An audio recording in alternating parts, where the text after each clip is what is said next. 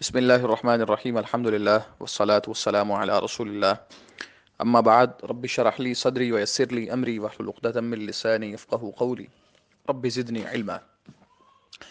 عزیز طلبہ کرام، سابقہ اسباق میں مختلف اعتبارات سے فعل کی اقسام ہم پڑھ چکے ہیں، جن میں فعل کی زمانے کے اعتبار سے قسمیں اور اسی طرح مفعول بھی چاہنے یا نہ چاہنے کے اعتبار سے، نسبت کے اعتبار سے، نفی یا اثبات کے اعتبار سے، نون تاکید ہونے یا نہ ہونے کے اعتبار سے، اور آج کا سبق ہے حرف اصلی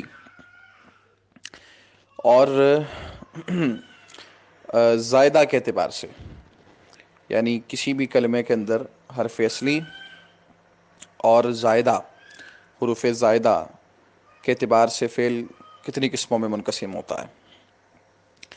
اس اعتبار سے بھی فعل کی دو قسمیں ہیں۔ آپ کو جب آپ افعال دیکھیں گے تو آپ کو دو طرح کے فعل نظر آئیں گے۔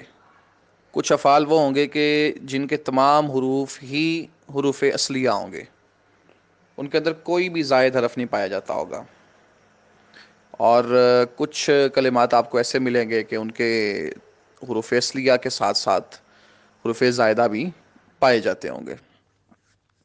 جیسے مثال کے طور پہ ہم ایک کلمہ کہتے ہیں ناصارہ، تو اب یہ وہ کلمہ ہے کہ اس میں حروف زائدہ کوئی نہیں پائے جا رہے، بلکہ تمام کے تمام حروف اس کے اصلی ہیں۔ اور ایک کلمہ آپ کے سامنے آتا ہے صرفہ، اب اس میں ایک را جو ہے یہ زائد ہے، تو جس کلمے میں یا جس فعل میں کوئی بھی حرف زائد نہ پایا جائے اور تمام کے تمام حروف اصلی ہی ہوں، اس فعل کو فعل مجرد کا نام دیتے ہیں ہم۔ اور جس فعل میں حروف اصلی کے ساتھ ساتھ حروف زائد بھی پائے جائیں، اس فعل کو ہم فعل مزید فی کا نام دیتے ہیں۔ اور پھر ان کی آگے دو دو قسمیں بن جاتی ہیں، ثلاثی مجرد، رباعی مجرد، اور ثلاثی مزید فی، رباعی مزید فی، یہ ان کی آگے قسم ہے۔ لیکن بہرحال یہ چیز آپ کے سامنے واضح ہو چکی ہے کہ جس کلمے میں، جس فعل میں حرف اصلی کے علاوہ حرف زائد کوئی نہ پایا جائے وہ فعل مجرد ہوگا، اور جس میں حرف اصلی کے ساتھ ساتھ حرف زائد ایک یا دو یا تین پائے جائیں، اس فعل کو ہم فعل مزید فی کہیں گے۔ تو کتاب کو دیکھیں، فعل مجرد اور مزید فی، کہتے ہیں حروف اصلیہ اور زائدہ کے اعتبار سے فعل کی دو قسمیں ہیں، ایک مجرد ہے اور ایک مزید فی ہے۔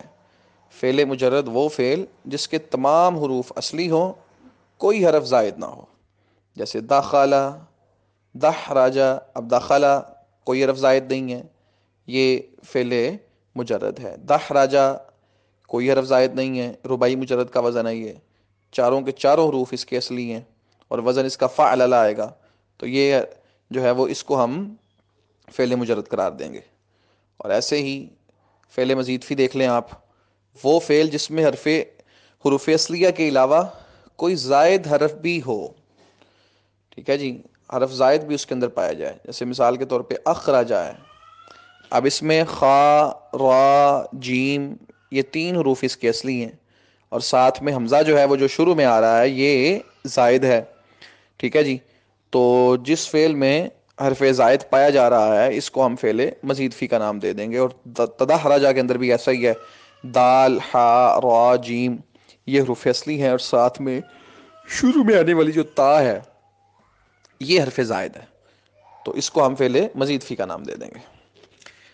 اس کے بعد اگلی بات آ جاتی ہے گردان کی۔ آپ پیچھے جب ہم سبق شروع کر رہے تھے تو سٹارٹ میں پہلے سبق کے اندر یہ آپ نے پڑھا تھا کہ جو صرف ہے اس کا موضوع تمام کلمات یا سارا عربی کلام نہیں ہے، بلکہ صرف دو قسم کے کلمات ہیں، ایک اس میں مورب تھا اور ایک فعل متصرف تھا۔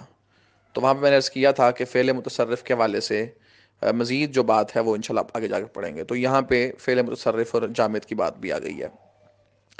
فعل اصل میں گردان ہونے یا نہ ہونے کے اعتبار سے دو قسم کا ہوتا ہے، یعنی کچھ افعال ایسے آپ کو نظر آئیں گے کہ ان کی گردان پوری ہوتی ہوگی، یعنی ان کا ماضی، مضارع، امر، نہیں، اسم فاعل، اسم مفعول وغیرہ، یہ سارے جو چیزیں ہیں نا، یہ سب کچھ افعال کے آتے ہوں گے، ٹھیک ہے نا جی۔ اور کچھ افعال ایسے ہوں گے کہ جن کا جو ہے نا وہ صرف ماضی یا مضارع آتا ہوگا، ٹھیک ہے نا جی. اور کچھ ایسے ہوں گے کہ ان کا صرف یا تو ماضی یا صرف مضارع یا صرف امر یہ آتے ہوں گے، ٹھیک ہے نا جی. تو یہ تین طرح کی چیزیں آپ کو، تین طرح کے کلمات اس اعتبار سے آپ کو عربی کلام میں نظر آئیں گے.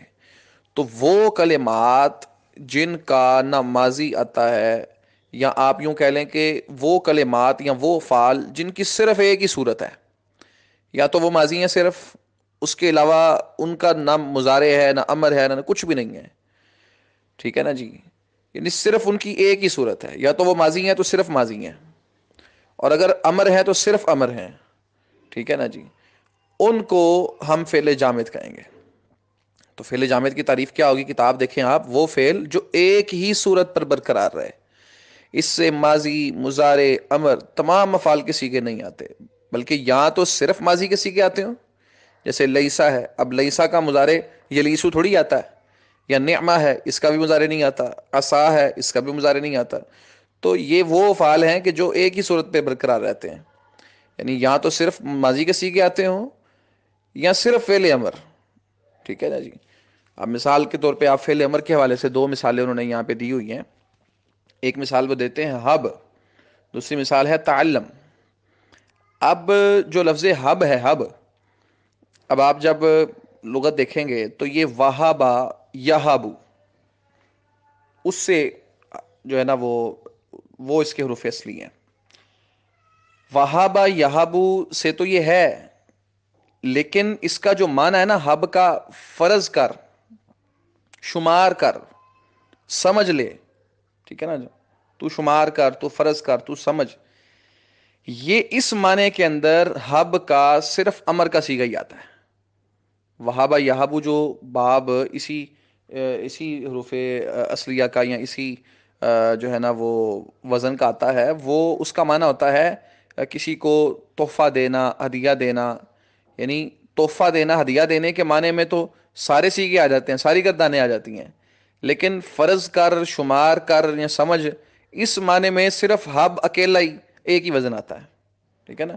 فرض کار یا سمجھ اس معنی میں ماضی اور مضارع نہیں آتا، صرف امر آتا ہے. تو ہم کہہ سکتے ہیں کہ جو حب ہے اس کی چونکہ ایک ہی صورت ہے، فرض کر یا شمار کر والا معنی دینے والا حب، فرض کر یا شمار کر کا معنی دینے والا جو حب ہے، اس کی صرف ایک ہی صورت ہے فعل امر کی.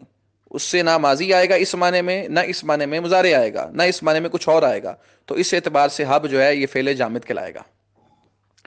اور اسی طرح ایک لفظ ہے تعلم. اب تعلم کا جو عام طور پہ معنی ہوتا ہے وہ ہوتا ہے جان لینا، ٹھیک ہے نا، جاننا. اچھا، ایک تعلم وہ ہے جس کے دو مفعول استعمال ہوتے ہیں، جس کے دو مفعول آتے ہیں.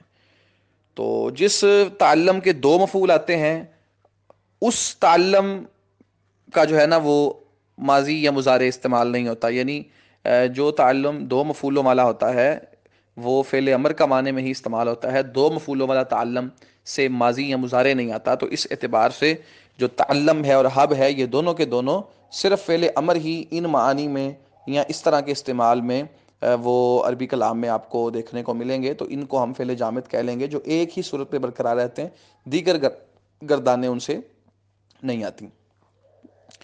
اور دوسری قسم ایسے فعلوں کی آ جائے گی جو ایک صورت پہ برقرار نہیں رہتے، ٹھیک ہے نا جی. پھر ان کی دو قسمیں ہو جائیں گی. کچھ فعل وہ ہوں گے جن سے تمام افعال، ماضی، مضارع، امر اور سب گردانے آتی ہوں گی، اور کچھ وہ ہوں گے کہ جن سے صرف ماضی اور مضارع آتا ہوگا. تو جن کی تمام گردانیں آتی ہوں گی ان کو ہم کہہ لیں گے تام التصرف. فعل متصرف کی وہ پہلی قسم ہوگی تام التصرف. اور جن کا صرف ماضی مضارع آتا ہوگا ان کو ہم کہیں گے ناقص التصرف، ٹھیک ہے، ان کو ہم کہیں گے ناقص التصرف. تو فعل متصرف کی جو تعریف ہے اس میں وہ لکھتے ہیں کہ وہ فعل جو ایک ہی صورت پر برقرار نہیں رہتا. اس کی دو قسمیں ہیں. نمبر ایک تام التصرف، وہ فعل جس سے تمام افعال، ماضی، مضارع، امر اور اسماء مشتقہ کی گردانے اور صیغے آتے ہیں، جیسے نصر، ینصر، انصر، ناصر، منصور، ضرب، یضرب، اضرب، ضارب، مضروب، دحرج، یدحرج، دحرج، مدحرج، مدحرج. اب یہ سارے عام طور پہ فعال جو ہے نا وہ ان سے ساری گردانیں پوری سیگے آتے ہیں. لیکن دوسرے ناقص التصرف کون سے ہیں؟ جو فعل، وہ فعل جس سے صرف ماضی اور مضارع کے سیگے آئیں گے. ٹھیک ہے، جامد کیا تھا؟ جس کی ایک ہی صورت ہے، یا تو ماضی کی یا امر کی. ناقص التصرف کیا ہے؟ جس کی دو صورتیں ہیں، ماضی اور مضارع کی. جیسے کادا یا کادو، قریب ہونا. زالا، ما زالا لا یزالو، ما زالا لا یزالو، ہمیشہ رہنا. اب یہ وہ فعال ہیں کہ جن کا صرف ماضی مضارع آتا ہے، ان کا آپ کو امر، نہیں وغیرہ وغیرہ یہ آپ کو استعمال میں نہیں نظر آئے گا. تو یہ فعل کی مختلف اعتبارات سے جو قسمیں تھیں اس کی بحث یہاں پہ پوری ہو گئی ہے. اس کو اچھی طرح سمجھ لیں، پڑھ لیں اور یاد کر لیں. کل انشاءاللہ ہم اس کی مشق حل کریں گے.